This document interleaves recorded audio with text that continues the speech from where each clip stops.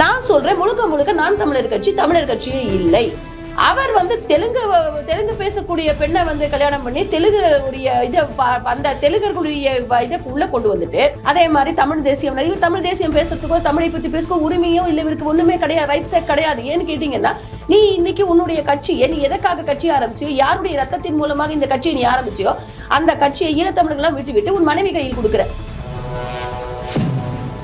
வேங்கை வயல் பிரச்சனையாக இருக்கட்டும், இல்ல இங்க அமைஞ்சக்கரையில இடத்த குடியிருப்புகளை இடித்த விஷயமாக இருக்கட்டும், அத்தனையும் பண்ண திராவிட முன்னேற்ற கழக அரசை எதிர்த்து பேச முடியாமல் அடங்கி பம்மி பொதங்கி கொண்டு இருக்கக்கூடிய இவர்கள் சிறுத்தைகள் என்று சொல்வதை விட பூனைகள் என்று சொல்வது, பூனை கூட திரும்ப முறைக்கும், அதை விட கேவலமாக இவர்கள் இருக்கிறார்கள். இதெல்லாம் ஒரு கூட்டணின்னு எப்படிங்க சொல்ல முடியும்?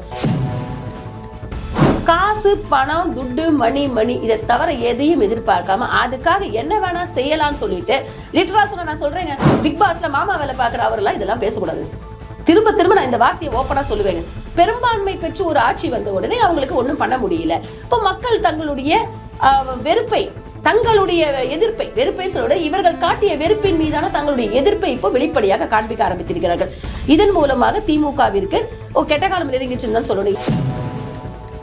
சில பேர் மாதிரி வரேன் புலி வருதுன்னு கதையை சொல்லாம மக்கள் ஆஹா நாளை காத்தால் அறிவிக்க போறாங்க அப்படின்னு சொல்லிட்டு எல்லாரும் சொத்து சுகத்தை இழந்து ஊரெல்லாம் கடன் வாங்கி வட்டிக்கு வாங்கி கந்து வட்டிக்கு வாங்கி சாப்பாடு போட்டு கோயில்ல பூஜை பண்ணி எல்லாம் பண்ண உடனே அப்பா எனக்கு ஆபரேஷன் ஆச்சு நான் வரலன்னு சொன்னவர் மாதிரி இல்லாமல் ஒரு தெளிவாக துணிவாக தன்னுடைய கருத்தை அவர் தெரிவித்திருக்கிறது என்னுடைய வாழ்த்துக்கள். அவருடைய வார்த்தைகளை நீங்க பாத்தீங்கன்னா, கமலஹாசன் நாங்க 40 ஜெயிப்போம் தனியா சொல்லிட்டு இருந்தாரு முன்னால, நான் 40 தனியா நிப்பேன், நான் ஹேண்டில் பண்ணுவேன். இவர் 545 நிக்கட்டும், யாரும் வேணாம்னு சொல்லு. ஜெயிப்பீங்களா? உங்களுக்குரிய வேட்பாளர்கள் இருக்கிறார்களா? உங்களுக்குரிய வாக்காளர்கள் இருக்கிறார்களா? இந்த 2 கொஸ்டினும் இருக்குது.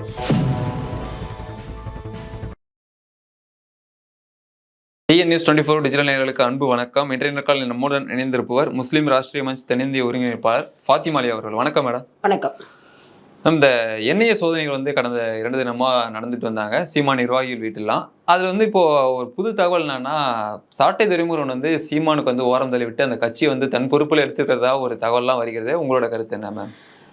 அதாவது அந்த நாம் தமிழர் கட்சி என்பதை பொறுத்தவரை என்னுடைய பார்வையில் நான் ஆரம்பத்திலேருந்தே சொல்லிட்டு இருக்கேன், அவரை பற்றின எந்த கேள்விக்கு நான் பதில் சொல்ல மாட்டேன். ஏன்னா அது பொய்யிலேயே வச்சு அவர் பொய்யை மட்டுமே பேசக்கூடிய ஒரு ஆளாகத்தான் நான் இதுவரை சீமானை பார்த்திருக்கிறேன். ஏன்னா அவர் பேசுற எந்த ஒரு பேச்சுக்குமே ஒரு உண்மை என்றது, அந்த உண்மைத்தன்மை என்பதே இருக்காது. அதாவது ஒரு 5% இருந்தா கூட பரவாயில்ல, இருக்காது. ஒருவர் இருக்கும் பொழுது அவர் அவர்களை பற்றி பேச மாட்டார். அவருடைய மறைவுக்கு பின் அவர் தான் எனக்கு இதை பண்ணி கொடுத்தார், நான் தான் அவருக்கு இதை பண்ணி கொடுத்தேன் பேசி, அந்த பொய்யில பேசி ஒரு எமோஷனலா பேசுற மாதிரி பேசி ஒரு அதை மக்களை அதாவது இளைஞர் பட்டாளத்தை என் கையில இருக்காங்கன்னு, அதுவே பொய் என்ன கேட்டீங்கன்னா. ஒரு 4 இளைஞர், இவர் ஒரு நல்ல டைரக்டர் கூட சொல்ல முடியாது, very sorry to say that. ஒரு டைரக்டரா இருந்த காரணத்தினால இவர் ஒரு ஷூட்டிங் ஸ்பாட் மாதிரி தான் டைரக்ட் பண்ணி தான் ஒரு இது காமிச்சிட்டு இருந்தார். நானும் ஒரு கட்சி நடத்துறேன், நானும் இப்படி பண்றேன்னு சொல்லிட்டு. அவருடைய கட்சியை பார்த்தீங்கன்னா, நம்ம தினத்தந்தி நிறுவனர் அவருடைய ஐயா ஆதித்தன் அவர்களுடைய அந்த கட்சி தான். அதை இவர் ஏதோ ஒன்று பண்ணி யாரோ குறுக்க ஒரு மீடியேட் பண்ணி வாங்கி இவர் கையில் கொடுத்துருந்தாங்க, இவர் பண்ணினார். இவரு நீங்க கொஞ்சம் அவருடைய கொள்கையை நீங்க ஆரம்பத்துல இருந்தே பாத்தீங்கன்னு வச்சுக்கோங்களேன், தமிழர்கள், தமிழ் தேசியம், முருகையன் முப்பாட்டன், சிவன் பாட்டன், இப்படி எல்லாம் பேசுவாரு, எல்லாம் பண்ணுவாரு, எல்லாம் பண்ணி. ஆனா அவர் அதுக்கே மாற்றமாக திரும்ப அவரே பேசுவார். ஒரு நேரத்துல பாத்தீங்கன்னா பாஜக ஆதரிக்கிற மாதிரி பேசுவார், ஒரு நேரத்தை பாத்தீங்கன்னா நான் அப்படி பேசவே இல்லை அடுத்த கவுண்டர் கொடுப்பாரு. சிறுபான்மையை கேவலமா பேசினாரு. இப்படி இவருடைய பேச்சுக்கள் எல்லாமே முன்னுக்கு பின்முரணாக இருந்தது. அவரை கட்சியை நீங்க எடுத்துக்கோங்க, இது சாட்டை துரைமுருகன் புடுங்கிறதுக்கு அங்க ஒரு கட்சியுமே அங்க இல்ல உள்ளுக்குள்ள. என்னன்னு கேட்டீங்கன்னா, இப்ப தமிழ்நாட்டை பொறுத்த வரைக்கும் எல்லாரும் என்ன நினைச்சுக்கிட்டு இருக்கிறாங்கன்னா, அம்மையார் ஜெயலலிதா அவர்கள் பொதுச் செயலாளராக இந்த தமிழகத்தை ஆண்டிருக்கிறார், அவர் முதலமைச்சராக ஆயிட்டார், நம்ம ஏன் ஆகக்கூடாது அப்படிங்கிற பட்சத்துல இன்னைக்கு பெண்கள் பொதுச் செயலாளரான வந்துடலான்ற பட்சத்துல தான் சில வேலைகள் நடந்திருக்கு. இதுல நான் தமிழர் கட்சியும் விழுந்திருக்கிறார்கள். நான் சொல்றேன், முழுக்க நான் தமிழர் கட்சியே இல்லை. அவர் தெலுங்கு பேசக்கூடிய பெண்ணை கல்யாணம் பண்ணி தெலுங்குடைய அந்த தெலுங்கர்களுடைய இதை உள்ள கொண்டு வந்துட்டு, இப்ப எப்படி எந்த தைரியத்துல ஒரு பொதுச் செயலரா அவருடைய மனைவியை கொண்டு வந்துட்டு இன்னைக்கு என்ன கொண்டு வரதுக்கான ஏற்பாடுகள் நடந்து கொண்டிருக்கிறது இல்லையா? அப்படி இருக்கும் பொழுது அவர்கள் யார்? அவர்கள் ஒரு அதாவது தெலுங்கு வம்சாவளியை சார்ந்தவர் தானே அவரு. அப்போ நீங்க இப்போ தெலுங்கு ராஜ்யமே முழுக்க இருக்கு. புரியுதுங்களா? அப்படி நீங்க பிரேமலதா அவர்களை பார்த்தீங்கன்னா அவர்களும் தெலுங்கு தான். இப்போ இங்க வந்து எல்லாருமே வந்து ஐயா கருணாநிதி அவர்கள் குடும்பம் முழுக்க முழுக்க தெலுங்கை சார்ந்த குடும்பம் என்பது அனைவருக்கும் தெரியும். இப்படி இவர்கள் வந்து இன்னைக்கு வந்து என்னன்னா இந்த வேகன்சியை இந்த வேக்யூமை நம்ம ஃபில்அப் பண்ணிடலாம் நினைக்கிறாங்க. நம்ம என்ன சொல்ல வரோம்னா, நீங்க வேக்யூமை ஃபில்அப் பண்ணுவீங்களோ இல்ல உங்க ஆபீஸ்ல இருக்கிற போஸ்டிங்கை ஃபில்அப் பண்ற மாதிரி உங்க கட்சி போஸ்டிங்கை ஃபில்அப் பண்ணுவீங்களோ, மக்கள் உங்களை ஏற்றுக்கொண்டார்களா? இதுதான் முக்கியமான கேள்வி. இளைஞர்கள் இளைஞர்கள் இளைஞர்கள் எத்தனை இளைஞர்கள் அவர் பின்னால இருக்கிறாங்க? ஒரே போட்டோ ஷூட் தானே பண்ணிட்டு இருக்கிறாரு. எங்க புதுசா எங்க அவங்க கட்சியில ஆள் சேர்ந்தாங்க? அடுத்த தலைமுறை ஆட்கள் எங்க பேச விடுறாரு? இவரே தான் பேசுவாரு, இவரே தான் சிரிப்பாரு, இவரே தான் கலைச்சிட்டு போவாரு. அப்படித்தான் இப்ப என்ன பண்ணிட்டாரு, தன்னுடைய மனைவியை உள்ளே கொண்டு வருவதற்கான ஏற்பாடுகளை செய்து அந்த வேலையை செஞ்சுட்டு இருக்கிறாரு. இன்னொன்னு, தன் மனைவியுடைய அக்கா மகன் என்று கூறி ஒரு பையனை வந்து இன்னைக்கு வாரிசுன்னு அறிவிக்கிற அளவுக்கு இப்ப கொண்டு வந்திருக்காரு. இப்போ இவர்களுடைய மோட்டிவ் என்ன? நாங்க வந்து பேர் என்ன, குடும்ப அரசியலை எதிர்க்கிறோம், நெப்போட்டிசத்தை எதிர்க்கிறோம் சொன்னாங்க. எல்லாரும் அதே தானே பண்றாங்க. அப்போ இந்த கட்சி இவர்கள் குடும்பத்தை வளர்ப்பதற்காக ஒரு கம்பெனி முன்னாலெல்லாம் என்ன பண்ணுவாங்க, இண்டஸ்ட்ரி ஆரம்பிப்பாங்க. பொழப்பு நடத்தணும்னா ஒரு இண்டஸ்ட்ரி ஆரம்பிச்சு இல்ல ஒரு தொழில் ஆரம்பிச்சு ஒரு கடையை போட்டு அதன் மூலமா நம்ம அடுத்த சந்ததிக்கு நம்ம இந்த கடையை கொடுக்கணும், அதன் மூலமா நம்ம சந்ததி பொழைக்கணும்னு நினைப்பாங்க. அப்படி இப்போ தமிழ்நாட்டிலையும் மற்ற இந்தியாவில் பொறுத்தவரைக்கும் என்ன ஆச்சுன்னா, ஒரு கட்சியை ஆரம்பிச்சு நம்ம தலைமுறைக்கு கொடுத்துட்டு போகணுன்ற லெவலில் இன்னைக்கு முடிவெடுத்து வேலை செய்யறாங்க. ஏன்னா நோம்பு கும்பிடுற வேலையை தான் இவங்க பார்க்க விரும்புறாங்க. காசு பணம் கொட்டுது. இவர்களை நம்பி மக்கள் வந்து சில மக்கள் பொதுவா சொல்ல முடியாது, சில தேவையுள்ள சில பிரச்சனைகளில் மாட்டியுள்ள சில பணக்கார முதலைகளாக இருக்கட்டும் இல்ல தேவையுள்ளவர்கள் அவங்க என்ன பண்றாங்க, இவங்க பின்னால வந்து காசு பணத்தை கொடுத்து இவங்க மூலமா தனக்கு ஏதாவது ஒரு நிவாரணம் கிடைக்காதான் எதிர்பார்க்கக்கூடிய அந்த சுயநல கும்பலுக்கு இந்த சுயநல கும்பலுக்கும் ஒரு டைப் வருதே ஒழிய இவர் கட்சியை நடத்தவே இல்லை. இவர் கட்சி நடத்தினால்தானே அந்த சாட்டை முருகன் தூக்கிட்டு போகாம இருக்கிறதோ. நான் இன்னொன்னு கேட்கிறேன், சாட்டை முருகன் நீங்க சொல்றீங்க, அவர் என்ன பண்ணிட்டு இருந்தாரு? பேட்ச் ஒர்க் பண்ணிட்டு இருந்தாரு. யாருக்கு? இவருக்கும் விஜயலட்சுமிக்கும். வேற என்ன பண்ணிட்டு இருந்தாரு?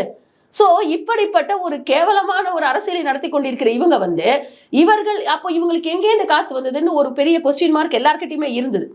ஏன்னா ஈழத்தமிழர்கள் சொன்னா கூட இவர் 5 நிமிஷம் கூட பார்க்கலன்னு முக்கியமான நடிகர் அவரோட வெளிநாடு சென்ற இலங்கை சென்றவர் கூறிவிட்டார். அது எல்லாம் பொய் மேல பொய் கட்டமைச்சு அப்போ இவங்களுக்கு எங்கே இந்த காசு வந்ததுன்னு எடுக்கும் பொழுது அதை வந்து இப்போ NIA மாட்டியிருக்கிறாங்க. அவருடைய தொடர்புகள் அங்கே கிடைத்திருக்கிறது. எதன் மூலமாக இவர்கள் என்ன பண்ணியிருக்காங்க அப்படின்னு. அப்போ அவங்க தங்களை சேஃப்கார்ட் பண்ணிக்கிறதுக்காக பிச்சுக்கிட்டு ஓடுறாங்க. அந்த பிச்சுக்கிட்டு ஓடுறதுல இவர் உடனே என்ன பண்றாரு, நாங்க வந்து இதை எடுத்துட்டு போயிடுறா, சாட்டை துறைமுருகன் எடுத்துட்டு போக ட்ரை பண்றான்னு அடுத்த குற்றச்சாட்டை வைக்கிறார். அதாவது அதை முதல்ல அதாவது வண்டியை இடிச்சோம்னா முதல்ல கத்துவாங்க பாத்தீங்களா, அந்த மாதிரி முதல்ல இவங்க டே அப்படின்னு குரல் கொடுத்து அடுத்தவன் பயந்துருவான்னு சொல்லிட்டு மாதிரி கத்துவான். அந்த மாதிரியான ஒரு சூழ்நிலையை தான் நான் இதில் பார்க்கிறேன்.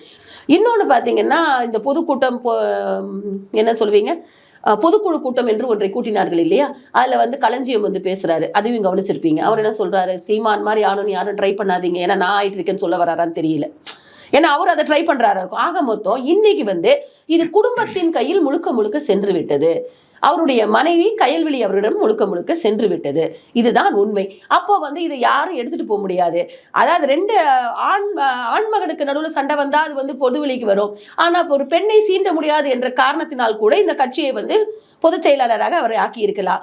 இப்படிப்பட்ட அதாவது நாங்க வந்து ஈழத்தமிழர்களுக்காக மட்டுமே நான் உயிர் கொடுக்குறேன்னு சொன்னவரு அந்த நேரத்துல என்னென்ன பண்ணியிருக்காருன்னு உலகம் பூரா வெளியில வந்திருக்கு. அப்புறம் வந்து இவர் வந்து என்ன சொன்னா, விதவை பெண்ணு தான், ஈழ விதவியை கல்யாணம் பண்ணுவேன்னு சொன்னார். அது பண்ணாரா? பண்ண முடியல.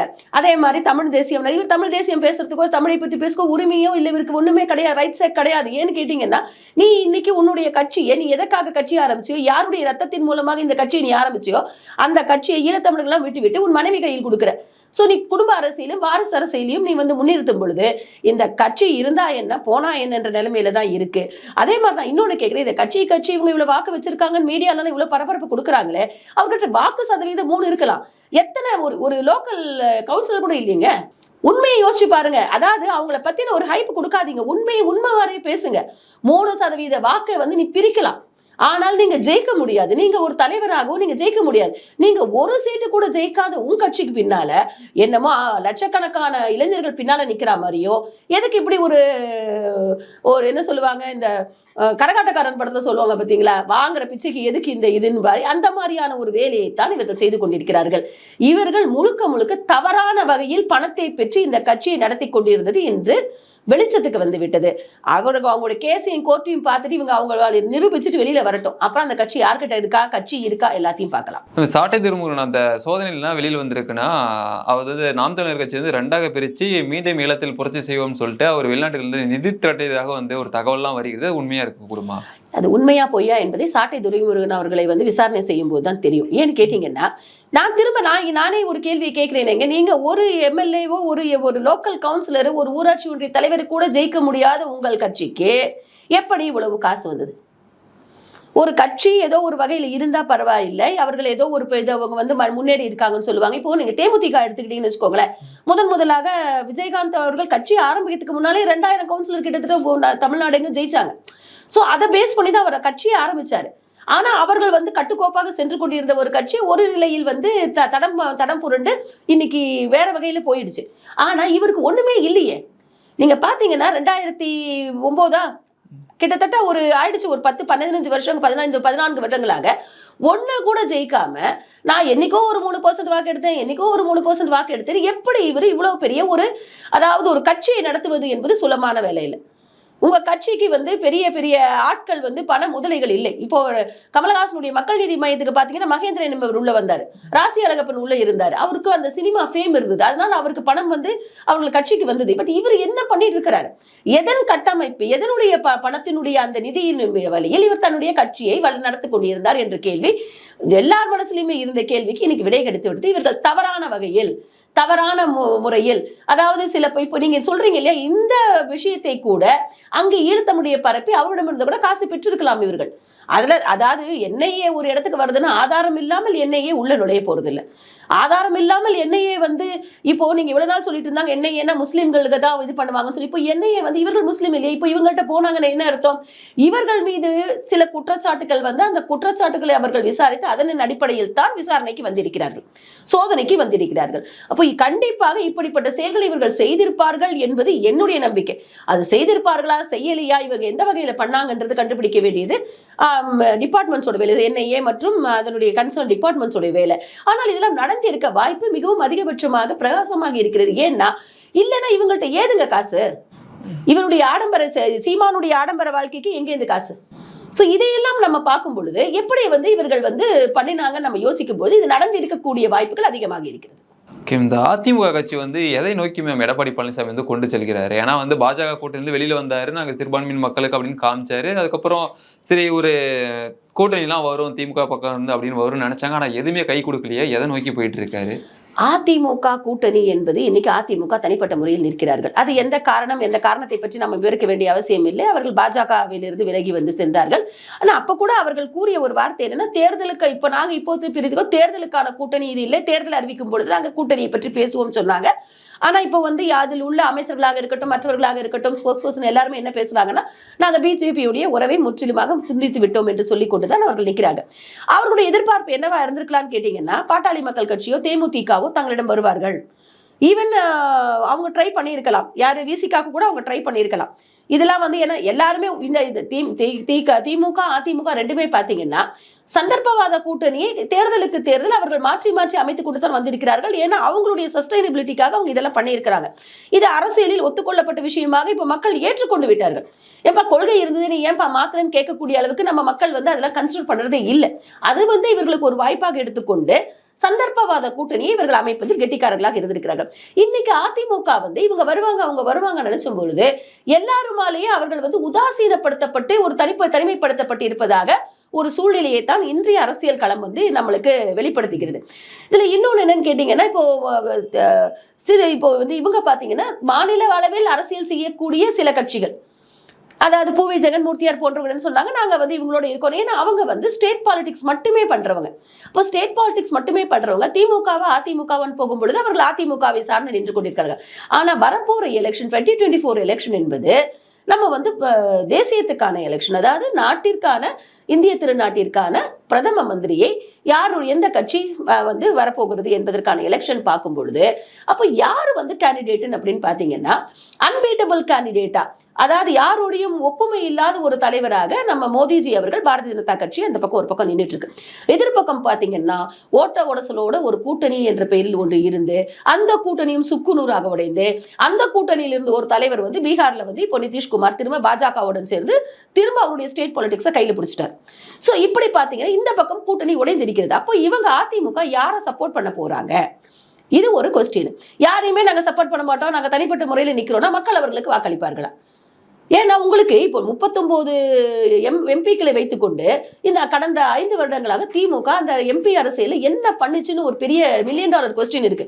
எதை கேட்டாலும் பாஜக மேல பழிய போட்டு அவர்கள் மக்களுக்கு ஒண்ணுமே செய்யாம அவர்கள் வந்து அதுல உட்கார்ந்து இந்த மாதிரி சீட்டு தேய்ச்சிட்டு போவாங்கன்னாங்களே அந்த மாதிரி பண்ணிட்டு போயிட்டாங்க. சோ அப்படி பண்ணிட்டு போகும் பொழுது இவர்கள் என்ன பண்ண போறாங்க? இவங்க ஒண்ணு ஜெயிச்சாலும் 9 ஜெயிச்சாலும் 40 ஜெயிக்கிறாங்கன்னு வச்சுக்கோங்க. அதை வச்சு என்ன பண்ண போறாங்க? அவங்க யாருக்கு சப்போர்ட் கொடுக்க போறாங்க? இப்படிப்பட்ட பல கேள்விகள் இருக்கிறது. இன்னொன்னு ஓபிஎஸ்ஓ இல்லை டிடிவி தினகரனோ இவர்களுடைய சேரப்போவதில்லை என்பது அது 2 துண்டாக இருக்கிறது. இப்போதைக்கு அது 3 துண்டாக இருக்கிறது. ஓபிஎஸ் தனியா, டிடிவி தனியா, அதிமுக தனியாக இருக்கிறது. இதுல வந்து இவர்களுக்கு இபிஎஸ் அவர்களுக்கு பாரதிய ஜனதாவுடைய அன்கண்டிஷனல் சப்போர்ட் இவ்வளவு நாளைக்கு இருந்திருக்கு. அவருடைய ஆட்சிக்காக இருக்கட்டும், அவருடைய பல விஷயங்களுக்காக இருக்கட்டும், எல்லாத்துக்குமே வந்து அவருடைய சப்போர்ட் இருந்து அந்த உடைந்து விட்டது. அந்த உடைந்த கண்ணாடி திரும்ப ஒட்டுமா என்ற நம்பிக்கையோடு கூட்டணி தலைவர்கள் சிலர் எதிர்பார்த்து காத்து கொண்டிருக்கிறார்கள். ஏன்னா அவர்கள் வந்து இது ஒன்னா இருந்தா பெட்டரா இருக்கும்ன்ற யோசனையில அவங்க இருக்காங்க. ஏன்னா இப்போ அதிமுகவும் பாஜகவும் ஒன்றாக இருந்த அதனுடைய கூட்டணியினுடைய அவர்கள் வந்து சென்ற 2019 இங்க தோத்திருக்கலாம், அதாவது மெஜாரிட்டி எடுக்க முடியாம போயிருக்கலாம். ஆனால் அதனுடைய விளைவு என்பது வேறு மாதிரியாக இருந்தது. அப்போ அந்த மாதிரி இருந்தா நல்லா இருக்கும் அப்படிங்கிற பட்சத்துல கூட கூட்டணி தலைவர்கள் அதற்கான முயற்சிகளை எடுக்கலாம்.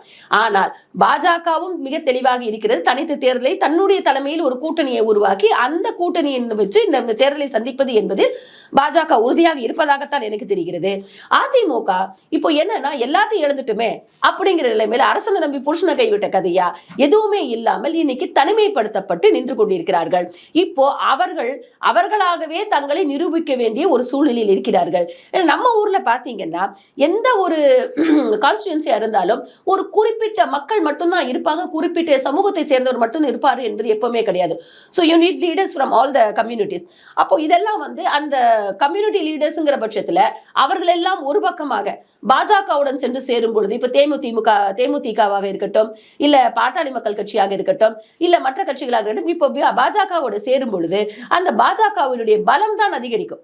அப்படி அதிகரிக்கும் பொழுது அந்த கம்யூனிட்டி ஓட்ஸ்ங்கிறது வந்து பாட்டாளி மக்கள் கட்சியுடைய கம்யூனிட்டி ஓட்ஸா இருக்கட்டும், இல்ல தேமுதிகவுடைய கம்யூனிட்டி ஓட்ஸா இருக்கட்டும், இல்ல மற்ற இப்போ வந்து ஜான் பாண்டியன், ஏசி சண்முகம் போன்றவர்களாம் இருக்கிறார். ஏசி சண்முகம் அந்த முதலியார் சமூகத்து ஓட்டுகளை வந்து அவர்கள் கைப்பற்றக்கூடிய வாய்ப்புகள் பிரகாசமாக இருக்கிறது. ஸோ இப்படி அந்த கம்யூனிட்டி ஓட்ஸையும் கன்சிடர் பண்ணி தான் பாஜக வந்து தன்னுடைய மூவை ரொம்ப கரெக்டா எடுத்துட்டு போயிட்டு இருக்காங்க. அதிமுக என்பது அவசரப்பட்டு, என்னை பொறுத்தவரை அவசரப்பட்டு பாஜகவினுடைய தொடர்பை அவர்கள் துண்டித்து விட்டு இன்றைக்கு தனிமைப்படுத்தப்பட்டு நின்று கொண்டிருக்கிறார்கள். தேர்தல் தொடங்குறதுக்கு இன்னும் 2 மாசம் தான் இருக்கு. தேர்தல் கிழமையே வந்து சூடா இருக்கு. இப்போ திமுக கூட்டணி வந்து எப்படி ஒரு ஸ்ட்ராங்கான பெல்ட்ல இருக்கா? ஏன்னா இப்போ கமல்ஹாசன் வந்து இணைஞ்சிருக்காரு, ஒரு பலமான கூட்டணி கட்சியா இருக்கா? அப்போ அதாவது இவர் ஜெயிச்சு இவர் ஒரு 15 எம்எல்ஏ வச்சிருந்தாருன்னா நீங்க கேட்கலாம், இவர் பலமான கூட்டணியா இருக்கா, கமல்ஹாசன் வந்து சேர்ந்துட்டாருன்னு. கமல்ஹாசன் வந்து ஆல்ரெடியே வந்து அவர் வந்து அதாவது தன்னுடைய ஒரு சீட்டை கூட அவரால் ஜெயிக்க முடியாத ஒரு சில விஜயகாந்த் வந்து தனி நின்னும் பொழுது விருதாசலத்துல ஜெயிச்சார். ஒரு சீட்டு ஜெயிச்சாலும் ஃபர்ஸ்ட்ல வந்து ஒரு சீட்டு ஜெயிச்சார், அடுத்தது 28 போனாங்க. சோ இவங்க வந்து பேசிக்கா அடிபட்டு போகுது.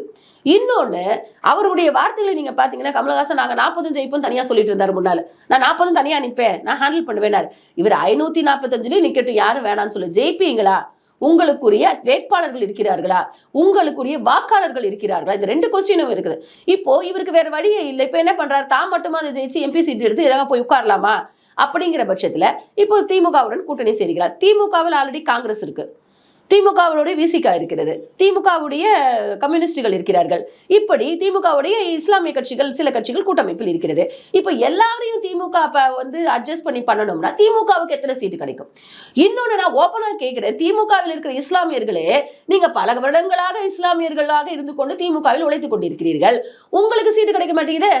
ஏன்னா ஒரு சீட்டோ 2 சீட்டோ அது சட்டமன்றமாக இருக்கட்டும் பாராளுமன்றமாக இருக்கட்டும் அதை தூக்கி இஸ்லாமிய கட்சிக்கிட்ட தானே கொடுக்குறாங்க. அப்ப நீங்க கட்சிக்குள்ள இருந்து என்ன பண்ண போறீங்க? உங்களுக்கு அந்த வாய்ப்பு கொடுக்கப்படுறது இல்லை. தேர்தலில் பங்கேற்கக்கூடிய வாய்ப்பு திமுகவில் இருக்கிற இஸ்லாமியர்களுக்கு தவிர்க்கப்படுகிறது. ஏன்னா அந்த சீட்டு தூக்கி அவங்க இஸ்லாமிய கட்சிக்கு கூட்டணி கட்சியாக இருக்கிற இஸ்லாமிய கட்சி கொடுத்துறாங்க. சரி, அதை கொடுத்துடுறாங்க. அங்க இருக்கிற வாரிய மெம்பர்ஸ் அந்த போர்டு வக்ஃபு வாரியம் அந்த மாதிரி கிடைக்குது, அதுவும் கிடைக்கல. அதுலயும் வெற்றி பெறாத கூட்டணி கட்சியினுடைய தலைவர்களுக்கும் அவருடைய அழுத்தத்தின் காரணமாக கொடுக்கப்படுகிறது. அப்போ திமுகவில் உடைய இஸ்லாமியர்கள் என்ன பண்ண போறாங்க? அவருடைய வாழ்க்கை கேள்விக்குறியாக நிக்கிறது. ரெண்டாவது, காங்கிரஸ் நீங்க எடுத்துக்கோங்க.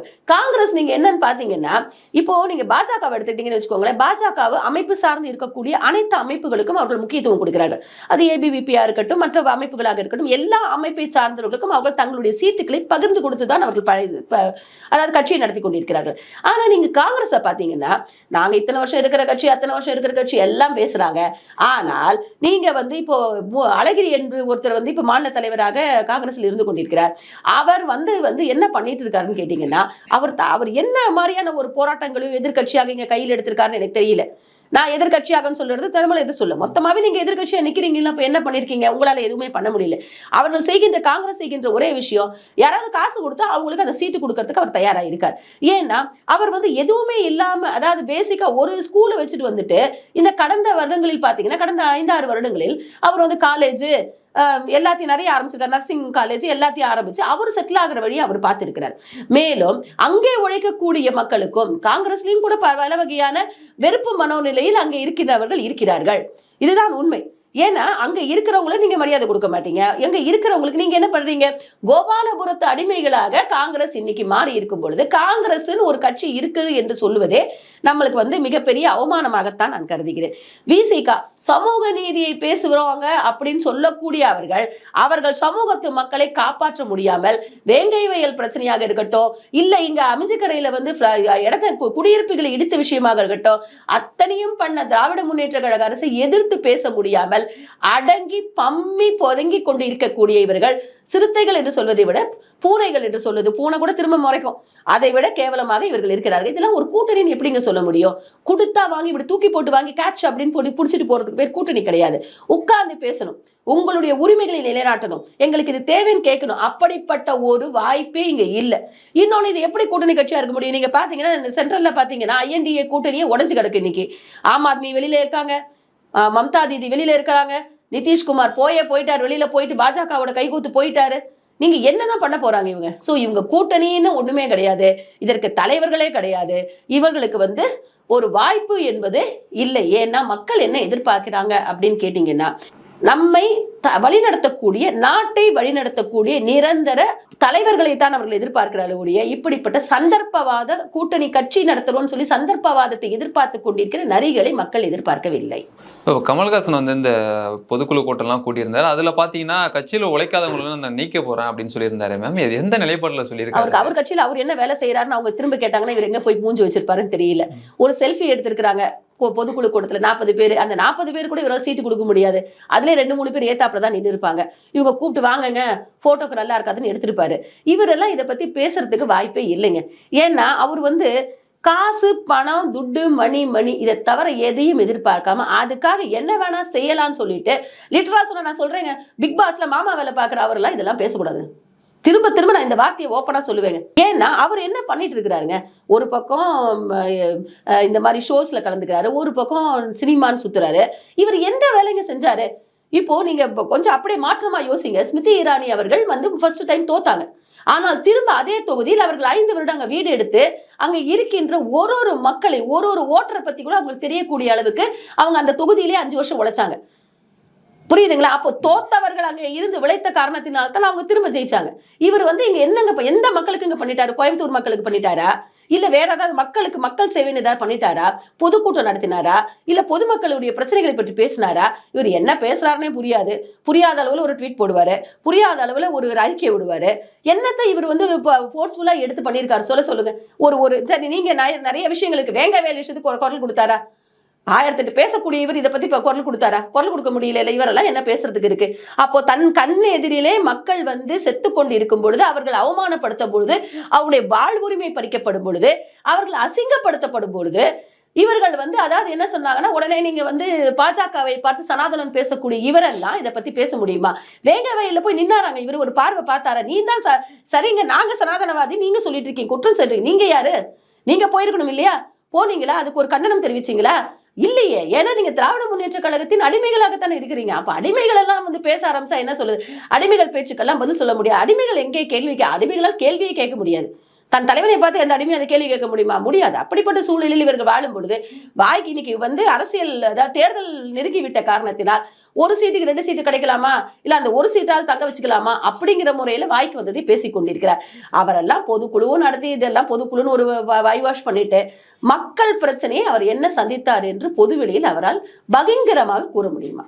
இந்த திமுக கூட்டணியில பாத்தீங்கன்னா அந்த தொகுதி பங்கீட்டுல மூத்த தலைவர்களிடையே கொஞ்சம் கடும் அதிருப்தியில் இருப்பதா வந்து தகவல்லாம் வருகிறது மேம். உங்களோட கருத்து என்ன? கண்டிப்பாங்க அவங்கள்ட்ட இருக்கதான் இருக்கும். ஏன்னா அந்த கட்சி வந்து குடும்ப கட்சிங்க. ஐயா கருணாநிதி, அவருடைய மகன், அடுத்த பின்னால் அவருடைய மகன், இப்ப அடுத்த இந்த இளைஞரணி கூட்டத்துல அவருடைய மகன் இன்பநிதியும் கலந்து கொண்டிருக்க. இப்படிதான் அவங்க எடுத்துட்டு போறாங்க. அந்த பின்னணியிலிருந்து இயக்குபவர்கள் அவருடைய மருமகன், முன்னால பாத்தீங்கன்னா முரசொலி மாறன், அதுக்கப்புறம் கலாநிதி மாறன், தயாநிதி மாறன், இப்ப பாத்தீங்கன்னா சபரீசன். இப்படி அவர்கள் வந்து குடும்பத்தை வந்து குடும்ப கம்பெனி, அது ஒரு கம்பெனியா நடத்திட்டு இருக்காங்க. அந்த கம்பெனியில வேலை பார்க்கறவங்க என்ன நினைக்கிறாங்கன்னா, நான் ரிட்டையர் ஆகும் போது என் புள்ள உள்ள வரணும். துரைமுருகன் ரிட்டையர் ஆனார்னா அவர் புள்ள கதிரானந்த் உள்ள வரணும். நேரு ரிட்டையர் ஆனானா அவர் புள்ள அருண் நேரு உள்ள வரணும். பொன்முடி ரிட்டையர் ஆனா அவர் புள்ள சூர்யா உள்ள வரணும். இப்படித்தான் அவர்கள் எதிர்பார்த்து கொண்டிருக்கிறார்கள். நீங்க பாத்தீங்கன்னா அங்க பாத்தீங்கன்னா ஐயாவுடைய மகன் அவங்க இருக்கிறாரு. இப்போ இவங்களே வந்துதான் அந்த வந்து எம்எல்ஏ எம்பி எல்லா சீட்டும் இவங்களே தான் எடுத்துக்கணும். இந்த பக்கம் பாத்தீங்கன்னா கனிமொழி அக்கா அவர்களுடைய சீட்டு வந்து அவங்க ஒரு பக்கம் அவங்க எடுத்துக்கிறாங்க. இப்ப இவங்க எல்லாம் என்ன பேசுறதுக்கு இருக்குது சொல்லுங்க? அப்ப அங்க உழைக்கிறவனுக்கு என்னங்க இருக்குது? நான் திரும்ப இந்த கேள்வியை எல்லாருக்கும் கேட்கிறேன். அங்கே உழைப்பவனுக்கு மரியாதை இல்லை. திராவிட முன்னேற்ற கழகத்தில் அவர் மார்தட்டி சொல்லிட்டு போனார் கருணாநிதி ஐயா, எனக்கு கன்னியாகுமரி கடைசி முனை, ஏதாவது கன்னியாகுமரியில் என்னுடைய தொண்டன் இருக்கின்ற வரை என்னுடைய கட்சியை ஒன்றும் செய்ய முடியாதுன்னு சொன்னாங்க. அந்த தொண்டனாவே இருக்கா. நீங்க மட்டும் வளர்ந்துகிட்டே இருக்கிறீங்க, உங்க குடும்ப சொத்து மட்டும் எகிரிக்கிட்டே இருக்குது. ஆனா அதையெல்லாம் ஏத்துக்கிட்டு நான் திராவிட அடிமை, திமுகவோட அடிமை என்று சொல்லக்கூடிய மனோநிலையில் இன்று திராவிட முன்னேற்ற கழக தொண்டர்களே இல்லை. இதுதான் முக்கியம். ஏன்னா அவங்க என்ன கேட்கறாங்க, ஏன்பா நீயே இருந்தா எங்களுக்கு எங்க வாய்ப்புன்னு கேட்கறாங்க. நான் திரும்ப தான் கேட்கிறேன், அந்த திராவிட முன்னேற்ற கழகம் சிறுபான்மையினருக்கு நீங்க வாய்ப்பு கொடுக்குறேன் நாங்க தான் பாதுகாவலன்றீங்க. உங்களால உங்க கட்சியில இருந்து எத்தனை சிறுபான்மையினர் நிறுத்திருக்கீங்க? கூட்டணி கட்சிக்கு அந்த வாய்ப்பு எனக்கு கொடுத்தே ஆகணும். கூப்பிட்டுனாரு பாத்தீங்களா, துரைமுருகன் சொன்னாரு அந்த தொப்பியை கூப்பிடுப்பானாரு, அபுதாகிர் அபுபக்கர், அந்த மாதிரியான விஷயங்களைத்தான் இவர்கள் செய்வார்களே ஒழிய இவர்கள் அவர்களுக்குரிய மரியாதையை கொடுக்க மாட்டார்கள். நீ இந்துவாயிரு, முஸ்லீமாயிரு, கிறிஸ்டினாரு, யார நீ தொண்டனா மட்டுமே தான் இருக்க வேண்டும். தொண்டன் வந்து எந்த சூழ்நிலையும் அந்த பார்டரை கிராஸ் பண்ணி உள்ள வரக்கூடாது. அப்போ இப்படிப்பட்ட பாசிச மனோநிலை, இப்படிப்பட்ட வர்க்க ரீதியான மனோநிலை யார்கிட்ட இருக்குது? திராவிட முன்னேற்ற கழகத்தை தான் இருக்குது. அதனாலதான் அவங்க தனக்கு தெரிஞ்ச விஷயம் தாம் பண்ற தப்பா அடுத்தவங்க பண்ற தப்பா அவங்க வந்து என்ன சொல்லிட்டு இருக்காங்க, இவர்கள் வர்க்க பேதம் பார்க்கிறார்கள், இவர்கள் அதை பண்றாங்க, இவங்க கோயிலுக்கு போக முடியுமா? நாங்க கோயிலுக்கு போறது போகாத அர்த்தம். கட்சிக்குள்ள உங்களால் ஒரு இஸ்லாமியருக்கோ ஒரு பட்டியலினத்தை சார்ந்தவருக்கோ நீ ஏன் வந்து பொறுப்பையோ இல்ல முதல் லிஸ்ட்ல அவங்க பேரை கூட உங்களால கொடுக்க முடியலையே? கேட்டா ஆள் இல்லை. நீங்க தான் சிறுபான்மை பாதுகாவலர். பிஜேபியில கேட்டா சொல்லுவீங்க ஆள் இல்லைன்னு சொல்லுவீங்க. உங்கள்ட்ட ஆள் இருக்கணுமே, அப்ப நீங்க ஏன் கொடுக்க மாட்டேங்கிறீங்க? அப்ப உங்கள்கிட்டயும் ஆள் இல்லை, உங்களையும் மக்கள் நம்ப தயாராக இல்லை. ஏன்னா இப்ப ஃபர்ஸ்ட் டைம் ஓட்டர்ஸ் வந்துட்டாங்க. அவங்க எல்லாம் வந்து இன்னைக்கு மீடியா வந்து ஓப்பன் ஆயிருக்குது. பல மீடியாக்கள் பொய் சொன்னாலும் ஓப்பனா இருக்கிற மீடியா வச்சு மக்கள் வந்து இவருடைய மனோநிலையை உணர்ந்து விட்டார்கள். சோ டிஎம்கே என்பது ஒரு குடும்ப அரசியல், ஒரு கார்பரேட் கம்பெனி. அவர்கள் ஒரு உண்டியில வச்சு அவங்க குடும்பத்துக்கு மட்டும்தான் பிரிச்சு எடுத்துப்பாங்களே ஒழிய வெளியில கொடுக்க மாட்டாங்க.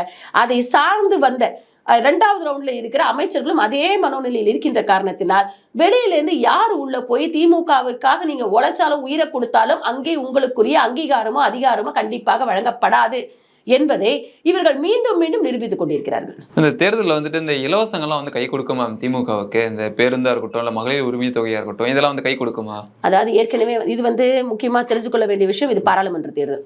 இந்த தேர்தலில் வந்து நாங்க இதை கொடுப்போம் அதை கொடுப்போம்னு சொன்னா மக்கள் நம்ப போறது இல்லை. ஏன்னா நீங்க ஆல்ரெடி ஆட்சியில் இருக்கிறீங்க. இப்போ வந்து தேவை மோடிஜி அவர்கள் திரும்ப வரப்போறாங்களா, மோடிஜி அவர்கள் திரும்ப வரப்போகிறார்களா இல்லையா, காங்கிரஸ் வரும். இவ்வளவுதான். காங்கிரஸ் வருவதற்கான வாய்ப்பு எந்த தூரத்துல இருந்து பார்த்தாலும் தெரியல.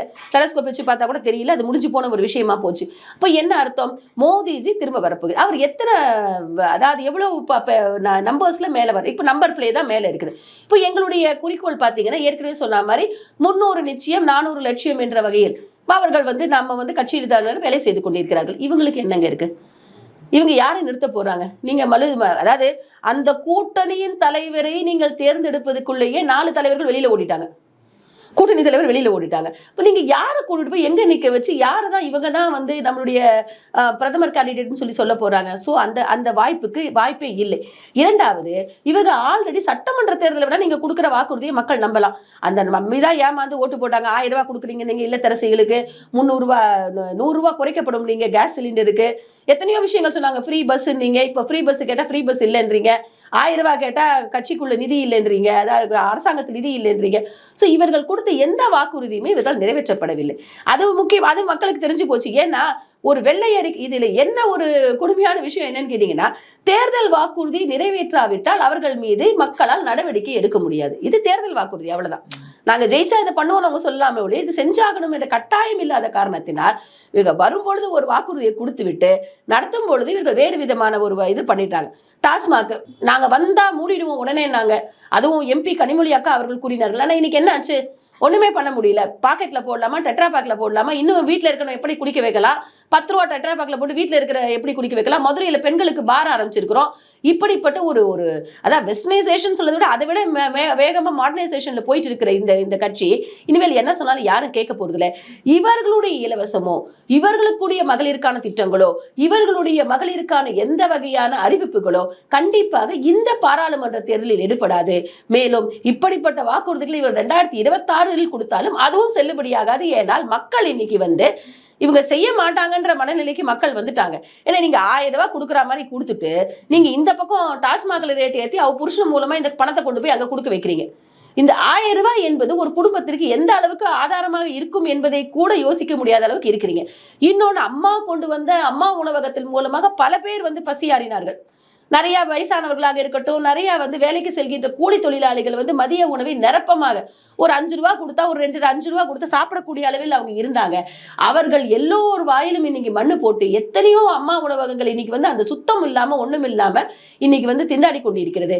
நீ அம்மா உணவகம் எடுத்துட்டு போட்டு ஏற்கனவே இப்ப எல்லாத்துக்கும் கலைஞர் அன்பழகன் மாத்திட்டு மாத்துங்க. ஆனா அப்ப கூட உங்களால் செய்ய முடியல. அவங்க செஞ்ச அந்த வேலையை உங்களால செய்ய முடியல. அப்போ இவர்கள் வந்து மக்களுக்கு என்ன செய்ய போறாங்கன்னு தெரியல. அதனால இவர்கள் என்ன விதமான வாக்குறுதிகளை கொடுத்தாலும், இலவசம் சொன்னாலும், இவங்க இலவசம் சொன்னா அது பொய்ன்றது மக்களுக்கு தெரியும். ஏன்னா இது பாராளுமன்ற தேர்தல். அதனால இவர்கள் திராவிட முன்னேற்ற கழக கூட்டணி என்ன கூறினாலும் மக்கள் அதை நம்ப போவதில்லை. ஏன்னா அவரிடம் தலைவர்கள் இல்லை, அவரிடம் தெளிவு இல்லை, அவர்களுடைய கூட்டணியே கூட்டணியாக இல்லை, அவர்களிடம் பிரதமர் வேட்பாளர் இல்லை. இப்போ சனாதன விவகாரத்துல உதயநிதி வந்து நேரில் ஆஜராகும்படி இந்த பாட்னா நீதிமன்றமும் பெங்களூர் நீதிமன்றமும் சொல்லியிருக்காங்களே, இது எந்த மாதிரி தாக்கத்தை ஏற்படுத்தும் அவருக்கு? கண்டிப்பாக அவர் பண்ண தப்புன்னு அவங்களே புரிஞ்சுட்டு இருக்காங்க. நீங்க கொஞ்சம் யோசிச்சு பாருங்க, பெங்களூர்ல யார் ஆட்சி? கர்நாடகால காங்கிரஸ் வந்து இவங்களுடைய INDA கூட்டணியுடைய தலைமையாக இருக்கக்கூடிய அந்த கூட்டணி அங்கேருந்தே இவங்களுக்கு வந்திருக்கு. அப்படின்னா இதே வந்து வேற இடத்துல இருந்து வந்து வச்சுக்கோங்க, குஜராத்ல இருந்து வந்திருந்தாலும் யூபில இருந்து வந்தாலும் என்ன சொல்லுவாங்க, பாஜக கழுத்தை நெரிக்கிறது, ஜனநாயகத்தை முறிக்கிறது அப்படின்னு பேசுவாங்க. ஆனா இன்னைக்கு என்ன பண்ண முடியும்? உங்களுடைய கூட்டணியில இருக்கிற அவங்க பண்றாங்க. அடுத்த பாட்னால இப்ப என்ன இருக்காங்க, நிதிஷ்குமார் ஏற்கனவே உங்களுடைய கூட்டணியில் இருந்தவர் தான். உங்களுடைய கூட்டணியில் இருந்த போது தான் அந்த லெட்டர் உங்களுக்கு வந்திருக்கு. ஏன்னா முந்தானத்தை தான் மாறி இருக்கிறாரு. அதுக்கு முன்னாலே உங்களுக்கு அந்த லெட்டர் வந்துருச்சு. அப்ப என்ன அர்த்தம்னா, இவர்கள் கூறுகின்ற இந்து எதிர்ப்பு கருத்துக்களை கேட்பதற்கு மக்கள் வந்து இனிமேல் இந்திய மக்கள், தமிழக மக்கள் மட்டுமில்லை, இந்திய மக்களே தயாராக இல்லை என்ற மனோநிலையை காட்டுகிறது. இன்னொன்று, உங்களுடைய கூட்டணியில் இருக்கிற கட்சி அதை ஒத்துக்கலையே. நாங்க ஒத்துக்கலன்னு விடுங்க, உங்க கூட்டணியில் இருக்கிற கட்சியிலேயே அவங்க, ஏன்னா எந்த கூட்டணியில யாரு இருந்தாலும் இந்தியாவில் இருக்க பெரும்பான்மையானவர்கள் யாருக்கு? இந்துக்கள். நீங்க அவங்களை மட்டுமே குற்றம் சொல்லி அவர்களை மட்டுமே நீங்க வந்து டார்கெட்டா வச்சு அந்த டார்கெட்ல வந்து இவ்வளவு நாள் நீங்க குளிர் காஞ்சிட்டு இருந்தீங்க. இப்போ அது முடியல. ஏன்னா மக்கள் வந்து ஒரு 30 ஆண்டுகளுக்கும் ஒரு மாறுபட்ட புரட்சி நடக்கும்னு சொல்லுவாங்க. அப்படி அது மாறி போச்சு. 30 ஆண்டுகளாக, அத 49ல இருந்து பாத்தீங்கன்னா இப்ப வரைக்கும் வந்து 2014 வரைக்கும் அவங்க நீங்க பேசினதெல்லாம் பொறுத்து தனக்கு ஒரு தலைவன் வருவானா என்று எதிர்பார்த்து காத்து கொண்டு இருந்த அந்த சூழ்நிலையில் 2014 மோடிஜி அவருடைய நிரந்தரமான, அதாவது பெரும்பான்மை பெற்று ஒரு ஆட்சி வந்த உடனே அவங்களுக்கு ஒண்ணும் பண்ண முடியல. இப்போ மக்கள் தங்களுடைய வெறுப்பை, தங்களுடைய வெறுப்பைன்னு சொல்ல, இவர்கள் காட்டிய வெறுப்பின் மீதான தங்களுடைய எதிர்ப்பை இப்போ வெளிப்படையாக காண்பிக்க ஆரம்பித்திருக்கிறார்கள். இதன் மூலமாக திமுகவிற்கு கெட்ட காலம் நெருங்கிச்சுன்னு தான் சொல்லணும். ஏன்னா மற்றவங்க அம்சம் தான் நீங்க சொல்ல முடியும். உங்க கூட்டணி கட்சியிலேருந்தே வந்திருக்கு, உங்க கூட்டணி ஆட்சி செய்கின்ற மாநிலங்களிலிருந்து வந்திருக்கிறது. இப்போ நீங்க வந்து இதை வந்து எப்படி சமாளிப்பீர்களோ அவர்கள் சமாளித்து தான் ஆக வேண்டும். நடிகர் விஜய் அவர்கள் வந்து அரசியலுக்கு வந்திருக்காரு. இது வந்து பல்வேறு கருத்துக்கள்லாம் பேசப்பட்டு வருகிறது, சரி தவறுன்ற மாதிரி. உங்களோட கருத்து என்ன? அது சரி தவறு சொல்ல முடியாதுங்க. ஒருத்தர் வந்து ஆட்சி, இது வந்து ஜனநாயக நாடு, ஒருத்தர் வந்து நான் வந்து ஒரு கட்சி ஆரம்பிக்கிறேன்னு சொல்லி ஓப்பனாக வராரு. We welcome. ஒன்றும் அவரை வந்து நம்ம வாழ்த்தியிருக்கோம். நானும் வந்து என்னுடைய இதில் சோஷியல் மீடியா வலைதளத்தில் போட்டிருக்கிறேன். அவரை வாழ்த்தி தான் போட்டிருக்கிறேன். வரட்டும். எனக்கு 2 விஷயம் அதில் பிடிச்சிருக்கு. ஒன்று என்னன்னா, எல்லாரும் திரும்ப திரும்ப இந்த தீகா ஆரம்பிச்ச நாள்லேருந்து தீகாலேருந்து திமுக, திராவிட முன்னேற்ற கழகம், அடுத்தது அண்ணா திராவிட முன்னேற்ற கழகம், இப்படியே தேசிய திராவிடம், இப்படியே எல்லாத்தையும் திராவிடம் திராவிடம் திராவிடம்னு அந்த வார்த்தை இருந்தால் மட்டுமே தமிழகத்தில் ஆட்சி பண்ண முடியுன்ற லெவல்ல பண்ணிட்டு இருந்த அந்த மைண்ட் செட்டை இவர் உடைச்சிருக்காரு. அங்க எங்கேயுமே திராவிடத்தை யூஸ் பண்ணல. அதனால அது எனக்கு ஒரு நல்ல ஒரு பாசிட்டிவா தெரியுது. பிளஸ்ங்க இது வந்து அதாவது பொறாமை தாங்க இருக்கக்கூடாது, போட்டி இருக்கலாம். இப்போ நீங்க பாத்தீங்கன்னா 2026 தேர்தலில் ஒரு வழக்கமான போட்டி இருக்கும். ஏன்னா எல்லாருமே யங்ஸ்டர்ஸ் வராங்க. அந்த அதாவது பெரிய அதாவது மூத்த அரசியல்வாதிகளினுடைய வழிநடத்துதலில் கண்காணிப்பில் இளைய சமுதாயம் வந்து முன்னுக்கு வரணும் என்பதை ஒரு முன்னோடியாக இந்த 2026 எலெக்ஷன் இருக்குன்றது என்னுடைய கருத்து. வரட்டும், அவர் மக்களுக்கு சேவை செய்யட்டும், அவரை பிடித்திருக்கிற மக்கள் அவருக்கு ஓட்டு போடட்டும். ஆனா ஒரு நல்ல விஷயம் என்னன்னு கேட்டீங்கன்னா, சில பேர் மாதிரி வரேன் புலி வருதுன்னு கதையை சொல்லாம மக்கள் வந்து ஆஹா நாளை காத்தால அறிவிக்க போறாங்க அப்படின்னு சொல்லிட்டு எல்லாரும் வந்து சொத்து சுகத்தை இழந்து ஊரெல்லாம் கடன் வாங்கி வட்டிக்கு வாங்கி கந்து வட்டிக்கு வாங்கி சாப்பாடு போட்டு கோயில்ல பூஜை பண்ணி எல்லாம் பண்ண உடனே அப்பா எனக்கு ஆப்ரேஷன் ஆச்சு நான் வரலன்னு சொன்னவர் மாதிரி இல்லாமல் ஒரு தெளிவாக துணிவாக தன்னுடைய கருத்தை அவர் தெரிவித்திருக்கிறது என்னுடைய வாழ்த்துக்கள். அவர் பின்னால ஒரு கூட்டம் இருக்கு, யங்ஸ்டர்ஸ் இருக்காங்க, முதல் தலைமுறை வாக்காளர்கள் இருக்கிறார்கள். ஆனால் அவர்களை இவர் சரியாக வழிநடத்தி செல்ல வேண்டும், இவர் சரியாக வழிநடத்தப்பட வேண்டும். அவ்வளவுதான் நம்மளுடைய இது. என்னன்னு கேட்டீங்கன்னா, நீங்க வாங்க, யாரும் வரக்கூடாதுன்னு சொல்றதுக்கு ஒண்ணும் இல்லை. அவர் சரியாக இருந்து அவரால் தன்னால் சாதிக்க முடியும் என்றால் தமிழக மக்கள் வரவேற்க போகிறார்கள். ஏன்னா சிவாஜி கணேசன் வந்தாரு, எம்ஜிஆர் இருக்கும் பொழுது சிவாஜி கணேசன் வந்து காங்கிரஸ் ஃபுல் சப்போர்ட் கொடுத்துட்டு இருந்தாரு. காங்கிரஸ்ல இருந்து ஒரு கருத்து வேறுபாட்டால் வெளியில் வந்து கட்சி ஆரம்பிச்சாரு. ஆனா அவரால் பண்ண முடியல. அவருக்கு இல்லாத மாசு இல்ல, அவருக்கு இல்லாத அதாவது சிவாஜி கணேசன் வந்து அந்த காலகட்டத்திலேயே வந்து ரஷ்யா வரைக்கும் புகழ் பெற்று இருந்தார். அதனால அங்க போய் செவாலிய விருது வாங்கிட்டு வந்தாங்க. அந்த அளவுக்கு உலக புகழ் பெற்ற மர்லின் பிராண்டோ மாதிரி உலக புகழ் பெற்ற ஒரு நடிகராக இருந்தார். அப்படிப்பட்டவராலேயே ஒரு கட்சி நடத்த முடியல. ஜானகி எம்ஜிஆருடைய மனைவி, அந்த பிராண்ட், அவர்களும் ஒரு நடிகையாக இருந்தவர்கள், அவர்களாலையும் ஒன்றும் பெருசா சாதிக்க முடியல.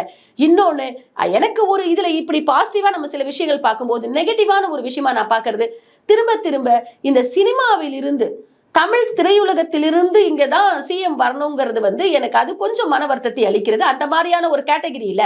அவர்கள் தான் கட்சி, அதாவது அவங்க அந்த பாப்புலாரிட்டியும் ஃபெமிலியரிட்டியும் வச்சுக்கிட்டு இந்த மாதிரி கட்சி நடத்த வருவது என்பது அதை வந்து மனதிற்கு வந்து ஒரு சிறிய திரும்ப அதே மாதிரி பழைய ட்ராக் போறாங்களோ அப்படிங்கிற ஒரு வருத்தத்தை உண்டாக்குகிறது. ஏன்னா இப்போ அண்ணாமலை அவர்களை பார்த்தீங்கன்னா, இவ்வளவு நாளைக்கு இருந்த எல்லாரும் மலையாளம் தெலுங்கு அப்படி இப்படின்னு இருந்தவங்க மத்தியில ஒரு தமிழர், பிறப்பால் தமிழர்.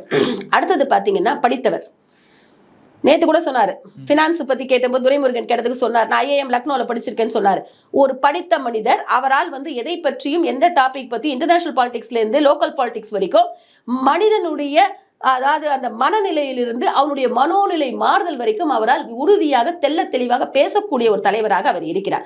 மூன்றாவது, வேட்டி கட்டிய தமிழர், தமிழ்நாட்டு ஆளுநர் என்ன நீங்க தமிழன் சொல்லிட்டு ஒரு மலையாளத்தானும் ஒரு கர்நாடகாக்காரனும் ஒரு தெலுங்குக்காரனும் இங்க வந்து தமிழ்நாட்டை ஆட்சி பண்ணிட்டு நம்மளுக்கு தண்ணி கூட கொடுக்க மாட்டாங்க, இந்த பக்கம் போனா தண்ணிக்கு இந்த பக்கம் கவலைப்படணும், இந்த பக்கம் போனா திருப்பதி தூக்கிட்டு போவாங்கன்னு இருந்த பட்சத்துல ஒரு தமிழர் வர வேண்டும் என்பது தமிழக மக்களுடைய எதிர்பார்ப்பாக இருந்ததை நிறைவேற்றக்கூடிய தலைவனாக நம்ம தலைவர் அண்ணாமலை அவர்கள் இருக்கிறார்.